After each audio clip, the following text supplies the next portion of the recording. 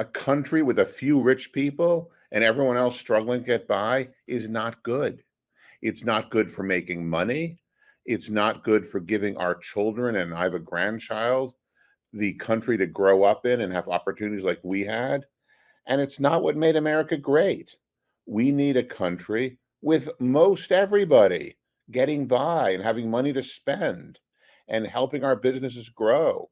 People that can, pay for expensive ice cream and shoes and all the other things that helped us get rich. So that's what we are working on to arrest this growth and inequality that's just destabilizing our nation.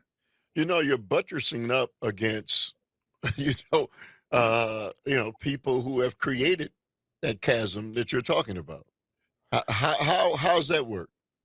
Well, I think the vast majority of people are actually on our side. But the few that are not, typically they're people who make money from like extracting minerals from the earth and selling Right. them. And they don't really care about the population and that lives around them.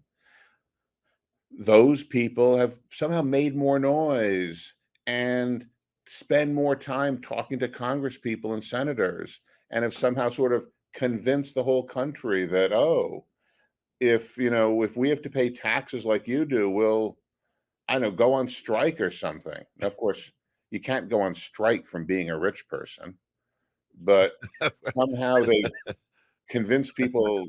I don't know what they're going to do. Sir, the tax code. And I only know the tax code from the perspective of an average guy, an average Joe who doesn't own a lot of stocks and doesn't own a lot outside of my home. And so I haven't accumulated a lot of wealth. And so, just making these tax payments that are mandatory for the average citizen, sometimes, we don't mind. We know we have to do it. Government costs money and we need government, but we only see it from the perspective of the average person. Tell us a little bit about it from the perspective of wealthy people. Well, first of all, it's not that complicated. I can explain this pretty easily. People like you and Calvin get your paychecks, and every week or month or whenever, money's deducted from that paycheck and goes to pay taxes. Yes, sir. That's called income tax. And part of your income goes to pay taxes. And that's fine. Now, somebody who's already rich, the trick is if you're already rich, you don't need to have income. I can just take money out of my brokerage account and spend it and live very well. And I assure you, I live very well. But I don't have any income. I don't have a job. I don't have anything for taxes to be deducted from. And the money I spend, that's not considered income. That's just withdrawing money from a brokerage account. So I don't have to pay any taxes at all. Now, I do pay taxes if I sell stock and that exact stock that I sold, I had bought for a lower price earlier. That's considered income. There's just the profit, not all the money. Um, but I don't have to do that. I can just not sell the stock and withdraw money anyway. And eventually, should I die, which most people do at some point, then the stock will get sold and there won't be any taxes on either because I'll be dead. So no one will ever pay any tax on all this money I've made that's accumulated in my stock brokerage account. And it's not like some complicated thing.